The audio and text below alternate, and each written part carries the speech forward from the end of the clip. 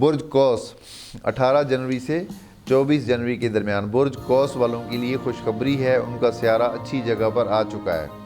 یعنی برج قوس کا جو دوست گھر ہے وہ برج حمل ایریز، اس کے دوست ہیں ایریز اینڈ لیو، یہ برج قوس والوں کے دوست ہوتے ہیں۔ تو اس وقت جوپیٹر جو ہے مشتری اس وقت ایریز میں ہے، تو اس لیے میں نے کہا ہے کہ سیارہ مشتری اچھی جگہ پر آ چکا ہے، زائد آمدنی کے مواقع حاصل ہونے کا ذریعہ ملے گا۔ گولڈ، کرنسی، سٹاک مارکیٹ، غیر ملک میں کاروباری حضرات اور پراپرٹی ڈیل کرنے والوں کو فائدے ملیں گے۔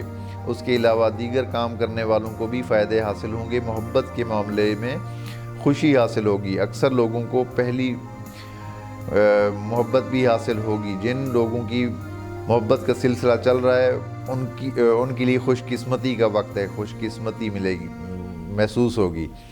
جذبہ محبت آگے بڑھنے کی خواہش بھی پیدا کرے گا۔ شریک حیات سے تعلق بہتر رہے گا۔ روحانی اور مذہبی امور میں کامیابی ملے گی۔ تعلیم کے لیے غیر ملک میں جانے والوں کو مقصد میں کامیابی ملے گی۔ سفر بہتر ثابت ہوگا، اکثر لوگوں کو مذہبی سفر کرنے کا موقع بھی ملے گا۔ خانہ مال میں اس وقت اچھے سیارے ہیں۔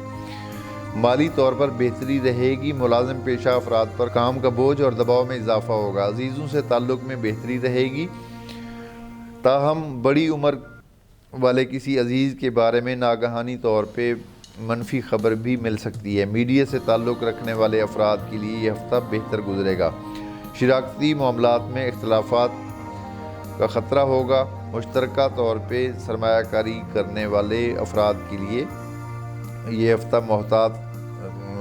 محتاط طلب ہوگا، کیونکہ برج قوس کا میں بتا رہا ہوں اور آپ لوگوں کے 7ویں گھر میں مریخ ابھی بھی چل رہا ہے اس وقت، حالانکہ وہ سیدھا بھی ہو چکا ہے، پہلے الٹا چل رہا تھا، اب مریخ سیدھا چل رہا ہے، تو پھر بھی آپ لوگوں کو احتیاط کی ضرورت رہے گی۔